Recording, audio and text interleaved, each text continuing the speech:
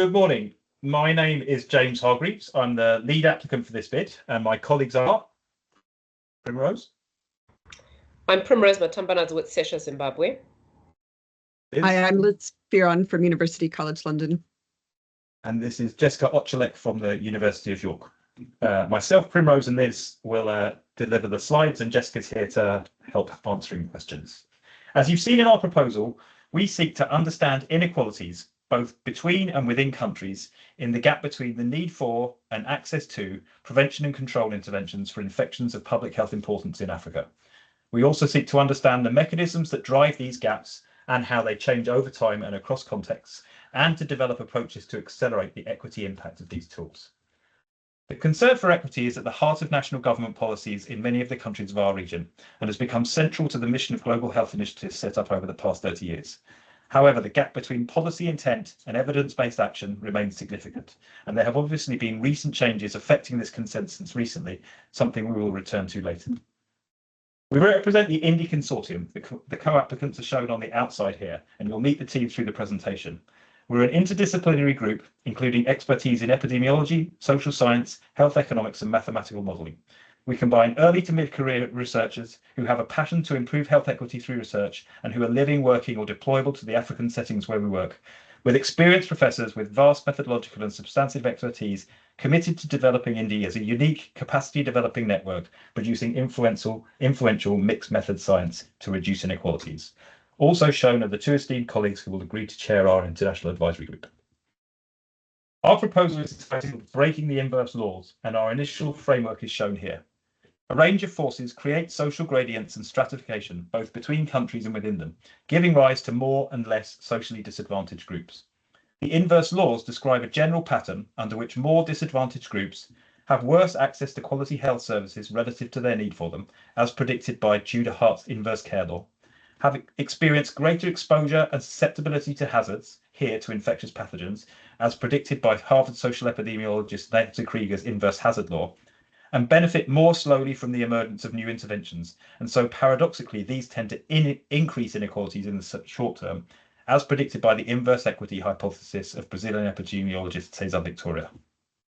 These laws have relevance, but they do require adaptation for understanding and addressing inequalities for infections in Africa. Some characteristics of epidemics, for example, suggest paradoxical patterns. For example, the global spread of both HIV and COVID was initially fueled by more mobile, wealthier groups, before these same groups benefited most from new interventions. The laws make predictions about patterns of health inequality, but they do not fully explain the mechanisms underlying the patterns they predict, especially when we consider some of the specificities relating to infections. Our starting point has been to identify 6 interacting determinants around which we will focus our investigation of mechanisms. These are structural factors, market dynamics, economic and political decision-making, programmatic strategies, health behaviour, and epidemiological transmission dynamics. And finally, we believe the laws can be broken by synthesizing evidence, using theory and simulation to drive intervention design, and where feasible, evaluating approaches on the ground. We will evidence practical approaches that can reduce inequalities. Primrose will now say a little more about our cases. Our cases are HIV, HPV, measles, and outbreak-prone infections. They confront common inverse laws operating across them, and this is most clearly evidenced among our population groups of interest: female sex workers in HIV, out-of-school youth in HPV, under-immunized communities in measles, and subpopulations vulnerable to outbreak-prone infections.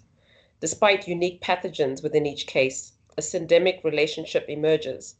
The socially disadvantaged populations in our cases are at highest risk of infection, and they are most susceptible but least able to access prevention options and new technologies. And when these new technologies have arrived, they have benefited from them more slowly than the socially advantaged. In our 4 cases, we will examine the current and future trends between the inverse laws and each of these cases, and the determinants of these inequalities and how they interact, and how they can be modified for more equitable outcomes. In our first case study, HIV in Zimbabwe, I lead this case. I also lead the nationally scaled sex worker program in Zimbabwe.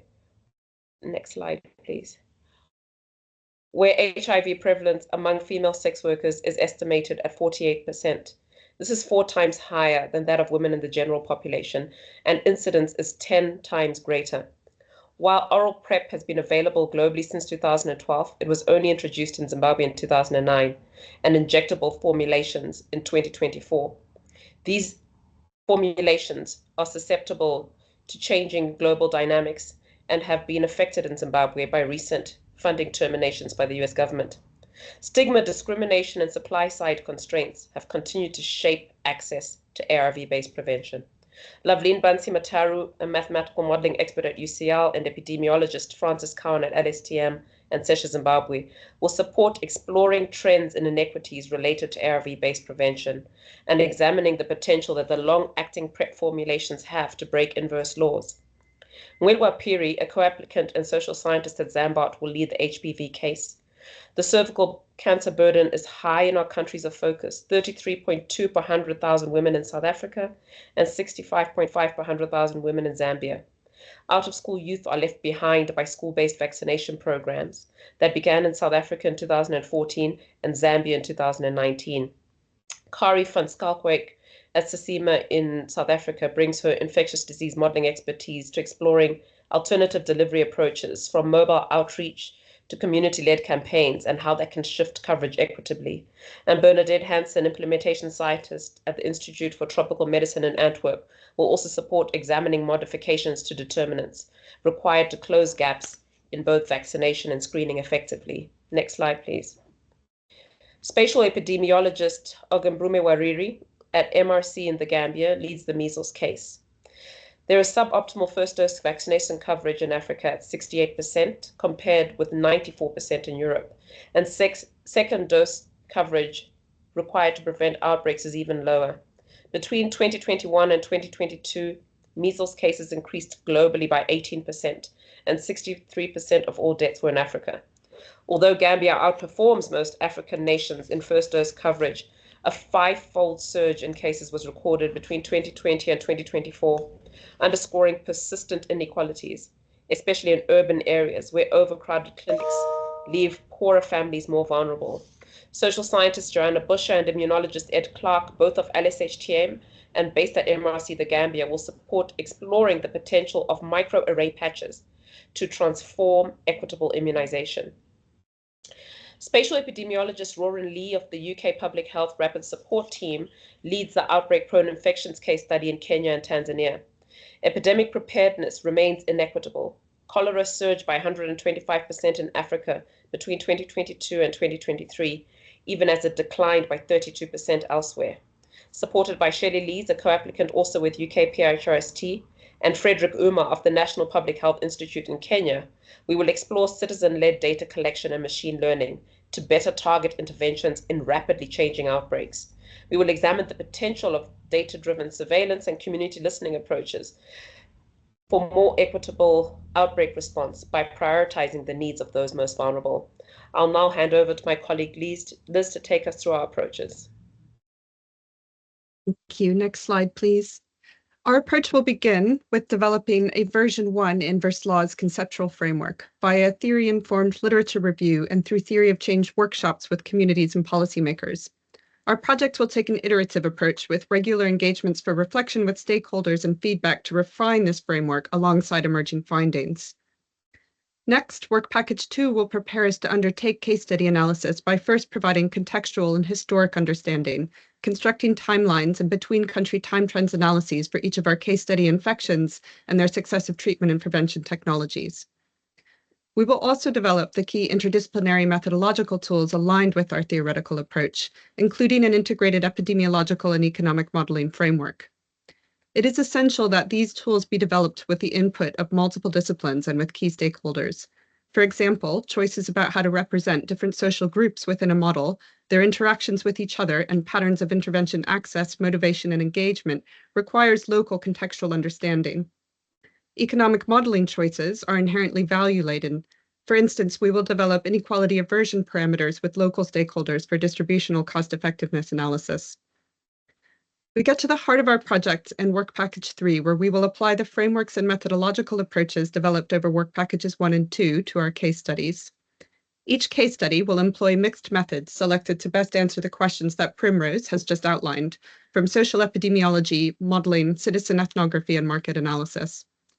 Common across cases will be an emphasis on dialogue with local stakeholders, two-way research capacity development, and valuing of diverse forms of knowledge.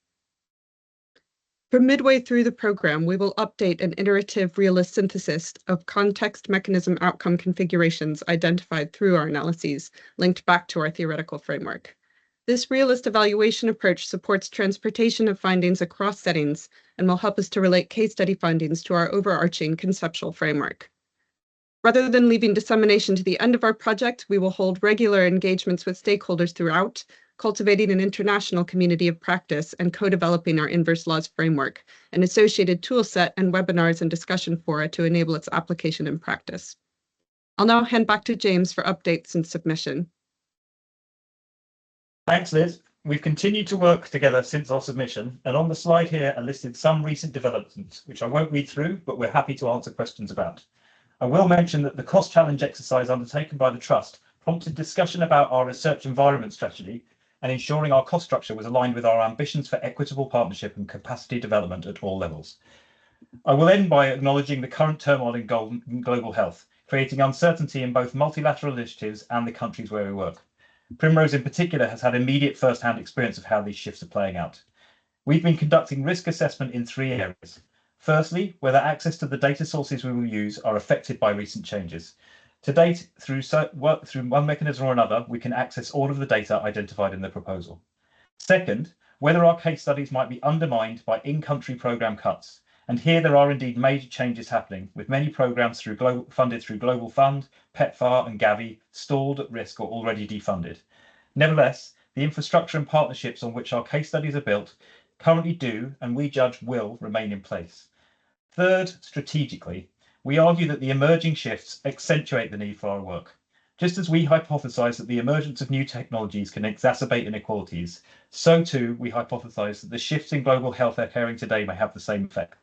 Understanding and acting to reduce these inequalities is more important today than it has ever been. Thank you for listening.